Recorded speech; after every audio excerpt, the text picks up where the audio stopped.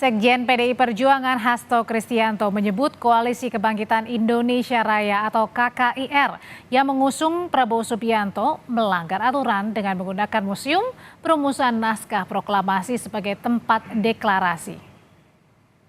Untuk sambutan yang kita tunggu dari Bapak Sekjen PDI Perjuangan menyebut menghormati sikap relawan Ganjarian Spartan DKI yang datang ke Bawaslu untuk melaporkan deklarasi pencapresan Prabowo Subianto. Hasto menyindir kubu Prabowo Subianto baru dalam proses jelang pemilu saja sudah melanggar aturan.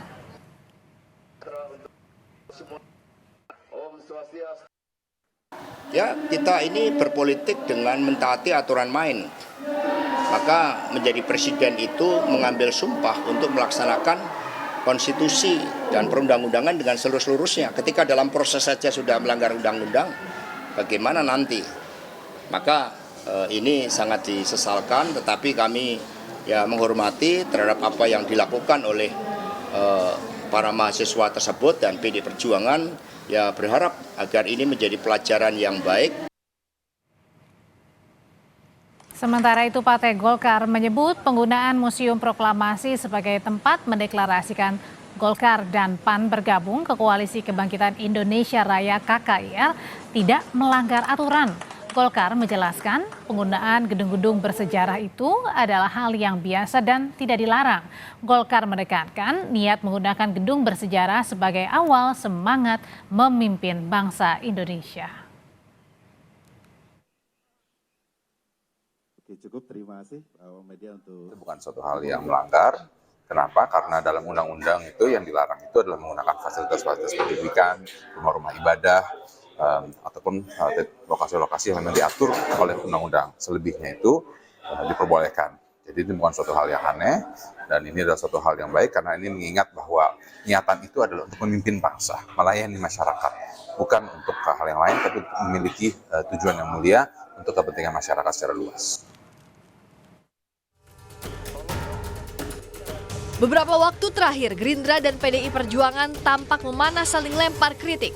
Sekjen PDI Perjuangan Hasto Kristianto menyebut proyek food estate yang digarap pemerintah dalam praktiknya tidak sesuai dengan yang seharusnya atau disalahgunakan. Aksi ini dinilai Hasto sebagai kejahatan lingkungan karena dinilai berimbas pada penebangan hutan. PDI Perjuangan ini memiliki program merawat pertiwi.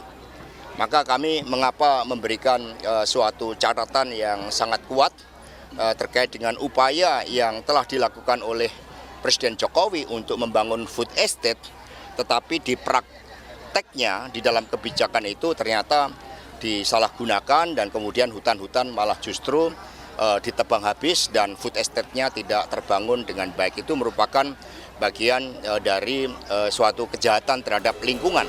Sementara itu Partai Gerindra memandang tudingan proyek food estate bagian dari kejahatan lingkungan tidak benar.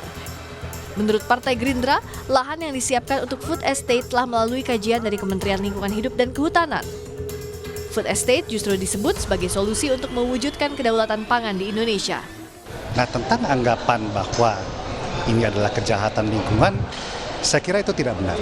Karena lahan-lahan yang telah disiapkan untuk mewujudkan food estate ini adalah lahan yang memang sudah ada kajiannya, diberikan oleh Kementerian LHK ya, dalam hal yang di Kalimantan Tengah ini adalah izin namanya KHKP, Kawasan Hutan untuk Ketahanan Pangan. Memang izin yang pertama, dan kalau itu sudah keluar dari KLHK itu sudah ada kajian teknisnya.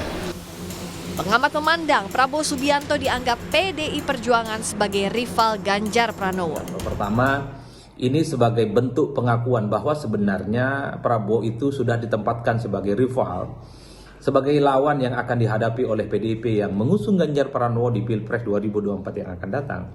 Yang kedua, tentu ini sebagai upaya untuk mendowngrade elektabilitas, untuk mendowngrade integritas Prabowo Subianto sebagai capres dari Gerindra yang akan bertanding ketiga kalinya nanti di Pilpres 2024. Peta komposisi koalisi masih cair. Jika sebelumnya Gerindra dan PKB, kini PAN dan Golkar menambah daftar parpol dalam Koalisi Kebangkitan Indonesia Raya yang mendukung Prabowo Subianto dengan total menjadi 4 parpol.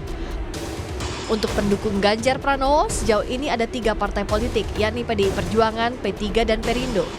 Sementara baca pres Anies Baswedan yang tergabung dalam koalisi perubahan masih solid dengan Nasdem, Demokrat, dan PKS. Tim Liputan, Kompas TV.